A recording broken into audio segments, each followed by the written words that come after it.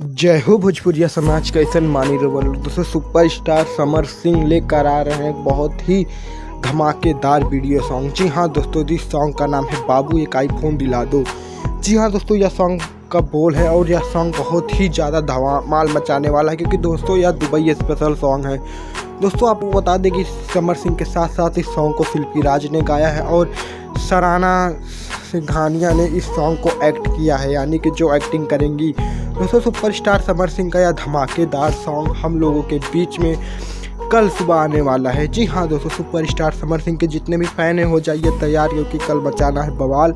कल सुबह ही यह सॉन्ग हम लोगों के बीच में 6 बजे आने वाला है। तो दोस्तों समर सिंह के इस गाने को आप लोग बहुत सारा प्यार और आशीर्वाद दीजिएगा। और दोस्तों भोजपुरी की इसी तरह न्यूज़ जानने के लिए हमारे, क्योंकि हम समर सिंह से जुड़ी और सभी सुपरस्टारों से जुड़ी ट्रेंडिंग न्यूज़ सबसे पहले आपको देते हैं। मिलते हैं नेक्स्ट वीडियो में। जय हिंद, जय भारत, जय भोजपुरी समाज।